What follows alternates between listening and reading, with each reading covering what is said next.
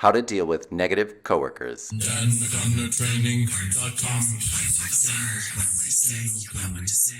I got a letter from a subscriber, and by the way, if you wanted to get your letters answered, remember to subscribe to this channel, and if you want them to go right to the top, then send in a video question and I will make a video response for you. So I recently got one from a subscriber, and she asked, what should she do? She's working with these coworkers who are super negative. Oh, hey, it looks like Buddy and Meg are stopping by. Oh, there we go. It's the puppy parade.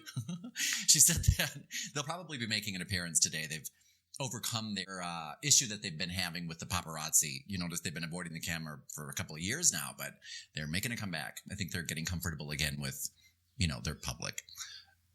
So she asked, what should she do? Because these coworkers, everything that she says, they have a negative response to. You know what I mean? Everything that, every idea she has, it gets poo-pooed.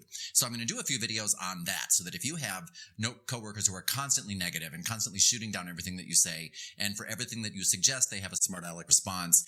For example, she gave me an example that she said something such as, I think I have a great idea, which we'll talk about. Why not say that? I think I have a great idea of what we could do to help improve employee tardiness problem. That people are coming to work late, leaving early, that type of stuff. And so when she makes a suggestion, apparently her coworker, will call her Nancy, negative Nancy, said something like, well, it doesn't look like you really care that much about tardiness when you're sitting in the parking lot enjoying your breakfast before work.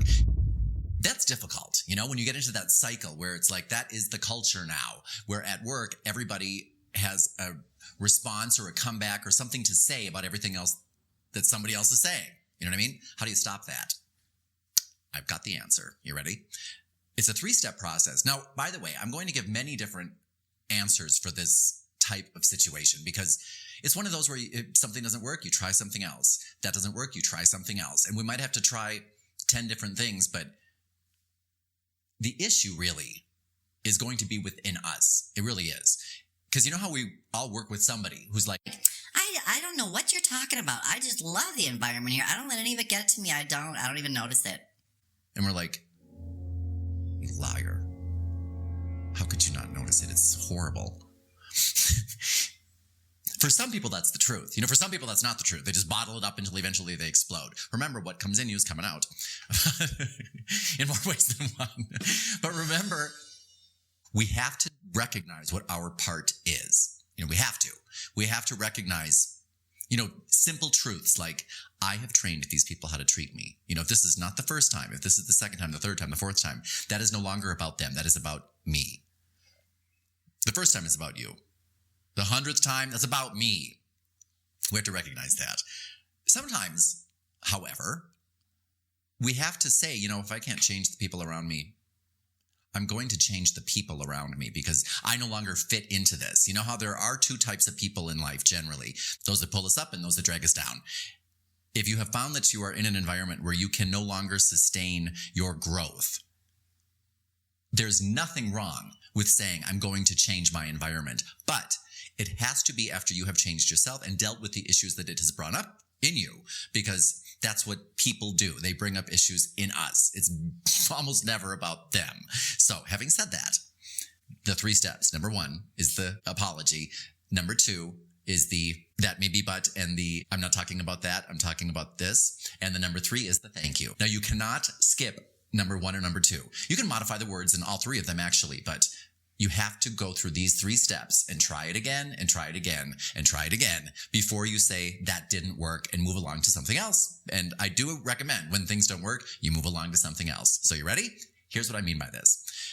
Number 1, you want to sit down. Let's say that you're dealing with, oh, Maggie, goodbye.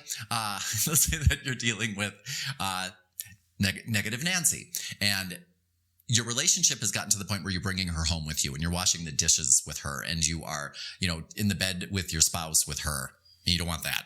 So you're going to put an end to it because remember, you are in charge of every relationship in your life. And I'm going to harken back to the 9 principles because the 9 principles always come into play when you have one of these issues where, when something's really bothering you and it's on your mind, it's because it's your issue. It is about you. You have to work through whatever it is that's bringing up in you. See, like Buddy, he knows I'm done. He's moved past this in his spiritual development. So what I want to do is recognize I am in charge of this relationship with negative Nancy. even if she's an overbearing, narcissistic, passive-aggressive fool, I'm in charge of this relationship. And there are two of us in this relationship. And what it's bringing up is in me. So I'm going to sit down with Nancy and I'm going to apologize for my role in this. And if you think that you do not have a role and this is all about somebody else, I suggest you start back in your personal compass and start with that. And honestly, go back to step one. Because if I say I have no part in this problem that's in my life, then I ipso facto could not have any part in the solution. I'm totally a victim to these people and this circumstance and what's going on. That's never the case. I have to recognize. The more I recognize my part, the more power I give myself to overcome it because it's within my power. It's of my making. I can change it. So I'm going to sit down with negative Nancy and I'm going to, step number one, apologize to her for my part in bringing this relationship to where it is. I'm going to apologize to her for, and I'm not going to use, if I did anything, I'm going to use a real apology and we'll talk about that. And at the end of that little meeting that I'm going to have with her, because I want to sit down with her and say, Nancy, I need your help. I would use maybe a AEIOU script. Remember your lead in line and your closing line. If you don't know what I'm talking about, check out our other lessons because scripting helps you clarify your thoughts and get them out of your mouth. For example, Nancy, I need your help. I don't know exactly what I did to bring this relationship to this point, but I know I did things and I want to apologize because I always want to maintain a healthy working relationship with you. And I seem to have messed that up. So I want you to know from this day forward, I'm going to be more aware. And I want you to, if you see me doing something that is affecting our professional relationship in a negative way, please bring it up to me because I'm going to focus on my professional development and I can see how that affects you and other people. So if you could help me with that, point out when I'm doing something wrong, I would appreciate that. And I hope that our relationship can move forward and get nothing but better.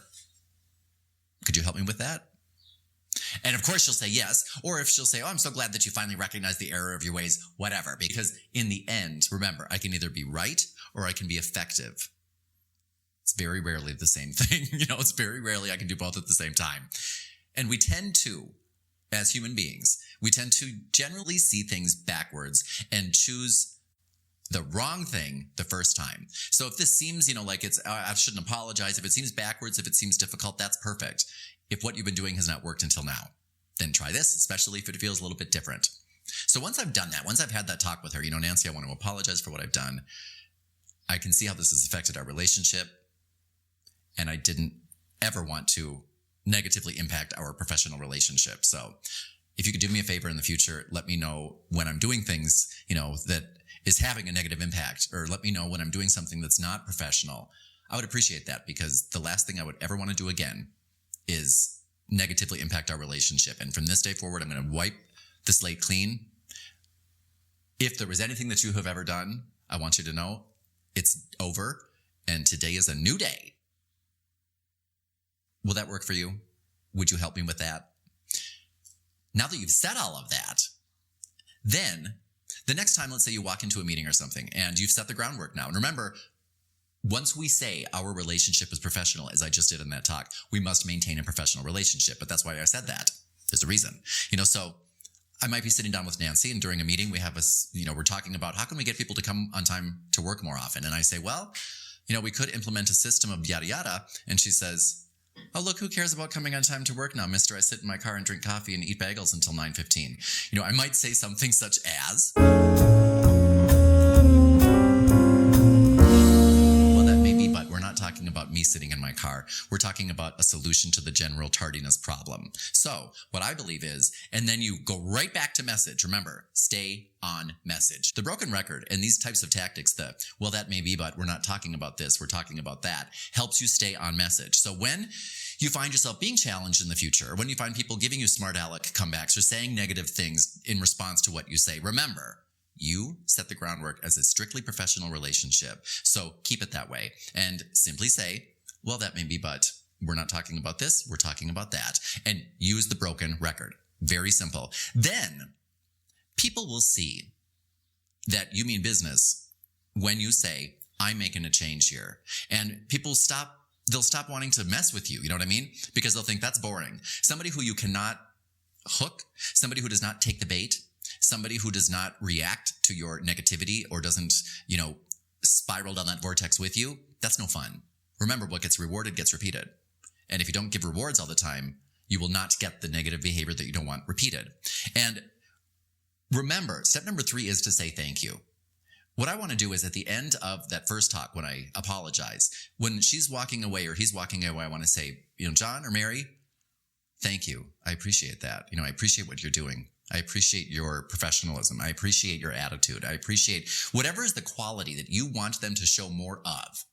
Thank them for that. Because remember, if you want people to get some self-control, you compliment them on their self-control. You say things like, wow, I'm surprised you're not even more upset. And that makes people behave as if, it's right, I can keep it together even when, times are tough. Recognize, as opposed to when people say, calm down, people tend to freak out more.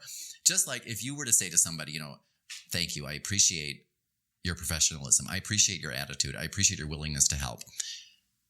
People very rarely want to prove you wrong, and say things like, well, I can get more upset. Well, you're wrong. I'm not a helper. I'm not a team player.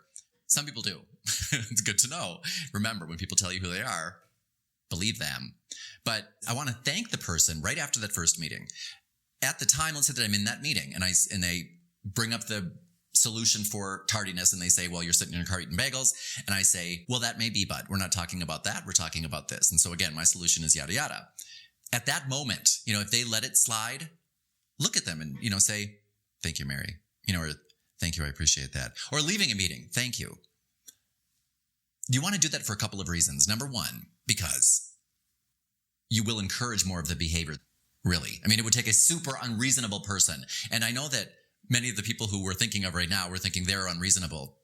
It's very rare. I'm talking about a sociopath that doesn't respond to certain rewards, that doesn't respond to certain cues.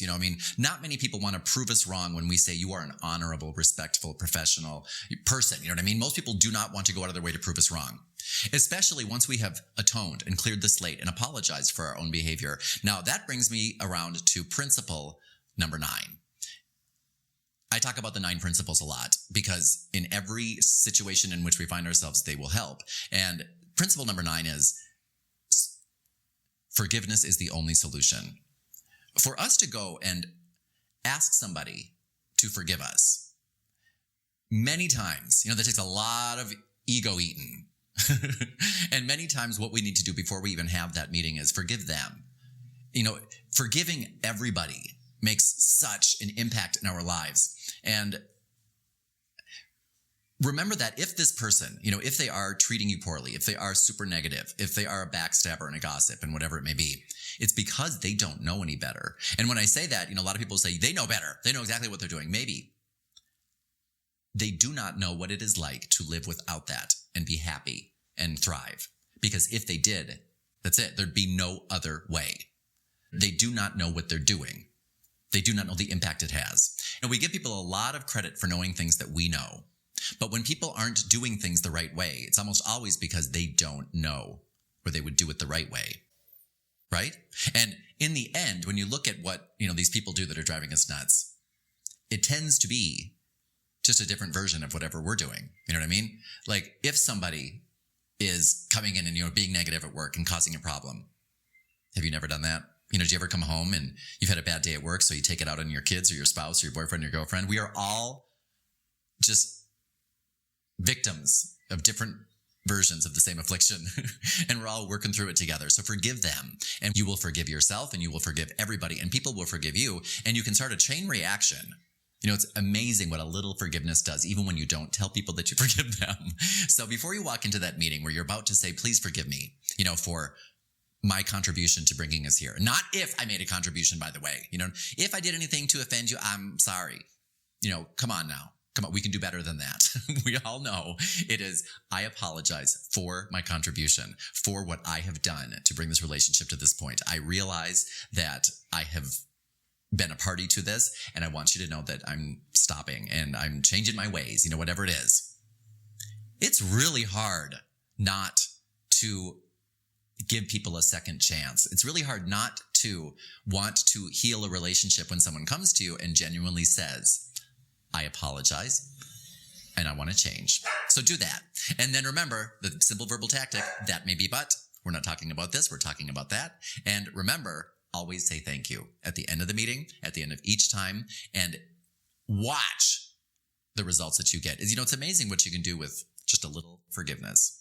But I will not forgive you for not subscribing to this site. So if you haven't done so, make sure to click that button below. Once you've done that, go click on the other button to claim your free gift at Dan O'Connor Training, where you will get a free communication starter kit. Come on, it's awesome. And then once you're done with that, come back here or stay there and watch some more of these great videos. So for everybody here at Dan O'Connor Training, this is Dan O'Connor signing off.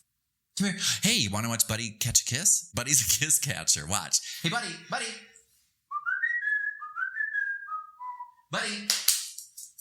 Okay, that's Maggie. Okay, Maggie stays. Okay, watch. Buddy catches kisses. I'm going to blow him a kiss, and he's going to catch it. Wait. Okay, now watch this. Watch. Are you watching? Hold on. Okay, wait. Okay, buddy. Wait, come here. He catches it every time. I don't know why. Watch. Buddy. That's my good kiss catching doggy. Watch this. Why does he do that? I don't know. Okay, baby. Okay, for everybody here at Dan O'Connor Training, including Maggie, the material Maggie, the girl, what? Buddy, the kiss catching That dog. is not cute, and that Buddy, type the of kiss name catching calling. Pillow tester. Yeah, we pillow tested all day long. Love him. I just love him This so is Dan much. O'Connor signing Yes, off. I do. I love you. I love you. I love She's you. a good girl. Very materialistic. Hey, This one. what? To break you that habit. Okay, What type of name calling? There's no need for that. But I'm going to this is take my a good camera. materialistic This is a good behind camera. right out the door. Watch me go. That's right, sir. I Okay. said good day. Good day, sir. Bye, Maggie. Material girl. What did I Yep, tell I've you? had about Yep, enough so of these two. something. I'm Okay. taking my Swarovski collar wearing behind and I'm out of here. Goodbye.